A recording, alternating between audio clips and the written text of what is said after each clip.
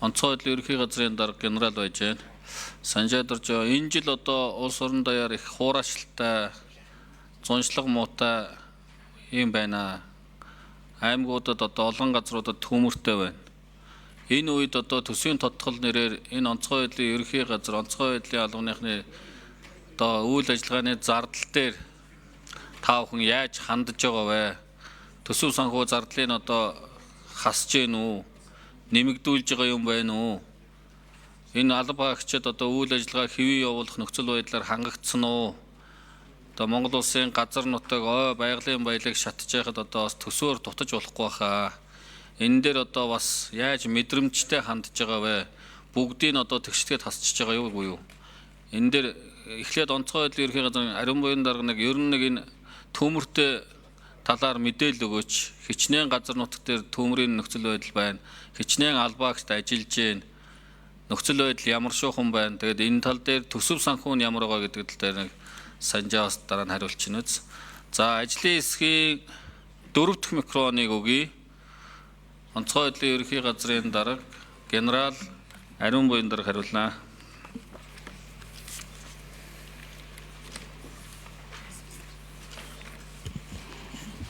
За та бүхнийхээ өдрийн амгалан айлтгая. Байнгын орны даргын асуултанд хариулъя. За өнөөдөр бол улсын хэмжээнд нэг төмөртэй байгаа. 2025 он гарсаар нийт 144 удаагийн ой-хоёрын төмөр бүртгэгдсэн. Энэ төмөрийн одоо дийлэнх нь буюу 30 гаруй хувь нь бол Сэлэнг аймгийн одоо бот нутаг дэвсгэрт бүртгэгдсэн байгаамаа. Тэгээ өнгөрсөн оны мөн үетэй харьцуулбал ойн төмрийн хувьд бол 75%-аар, за хээрийн төмрийн хувьд за 17 орчим хувиар өссөн үзүүлэлттэй байгаа. Нийт дүнгээрээ бол өнгөрсөн оны мөн үетэй харьцуулбал 50%-аар өссөн үзүүлэлт байна.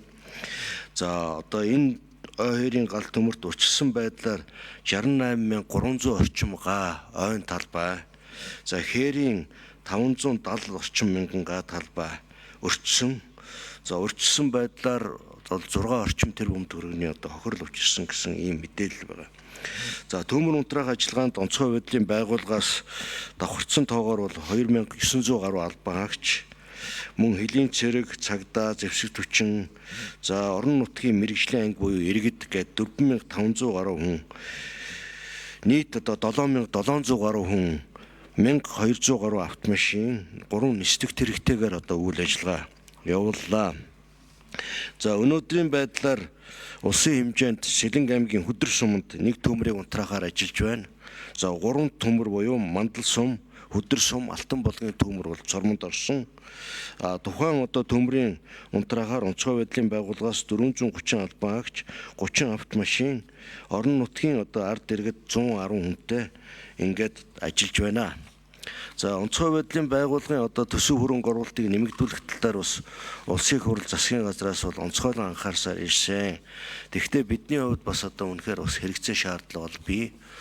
Энэ одоо орон нутагт одоо энэ хуурайшилт ихтэй хүн хүчээ одоо төвлөрүүлж ажиллахад зайлшгүй одоо нийслэл, бусад говийн аймаг, зүүн бүсийн аймагуудын хүч хэрэгслийг бүгдийг нь одоо татж оролцуулж байгаа.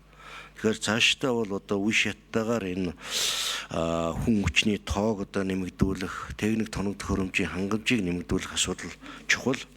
Сангийн амтаа бид бол ярьсан. Тэгээд одоо төр засгийн бодлого хэрэгжиж байгаа, бүсээ чангалах, төрийн хэмнэлтийн одоо энэ горим мөрдөгж байгаа учраас 9%-аар одоо оронтойгоо одоо зохицуулах, бууруулах. Гэхдээ эндээ бол аль болохоор гал унтраах анги салбарын одоо хүрээнд биш, одоо дунд түвшний мэрэгжилтэнгүүдийн хүрээнд одоо дотооддоо зохицуулт хийх замаар одоо ингээд өөрчлөхөөр ингээд урьдчилсан байдлаар ярьсан байгаа. За ажлын хэсгийн 3 номерын микрофон Санжаад орж. Сангийн ам Санжаад орж. За байнгын орны даргын асуултанд хариулъя. За онцгой байдлын байгууллагаас бол 2025 оны төсвийн тодголоор бол 26.8 тэрбум төгрөг буурсан байна. За үүнээс бол дийлэх нь бол энэ төрийн албаагчдын оронтой 9% боруулахтай холбоотой юм зардал орж ирсэн байна. За онцгой байдлын байгууллагын ер нь энэ хэрэгжүүлж байгаа арга хэмжээ, цаашдын одоо авч хэрэгжүүлэх стратеги, за энэ бүх асуудлуудыг бол сангийн яамнууд бол маш сайн ойлгож байгаа.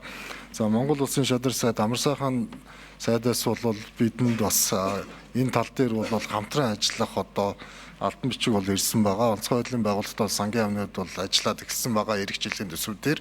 За тэгэхээр бол хэрэгцээ шаардлагыг бол эхний ээлжинд бол бид нар судалж үзэхэд бол оронтой бол одоо дахиад 8000 орчмоор нэмэгдэх шаардлагатай. За мөн одоо стратеги өөрчлөлтсөн энэ дагуу бол бид техник дорнод хэмжээг сайжруулах шаардлагатай гэсэн байдлаар бол эхний тооцоо. За баярлалаа.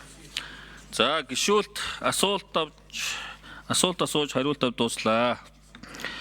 Монгол Улсын их хурлын чуулганы уралдааны дэгийн тухай хуулийн 71-ийн 5 дахь хэсэгт бусад байнгын хороо төсвийн зарлагын хяналтын дэд хорооны уралдаанд гишүүн, нам эвслийн бүлэг, төрийн аудитын төв байгууллага саналаа зарчмын зөртэй саналын томьёолын хамт гаргана гэж заасны хүрээ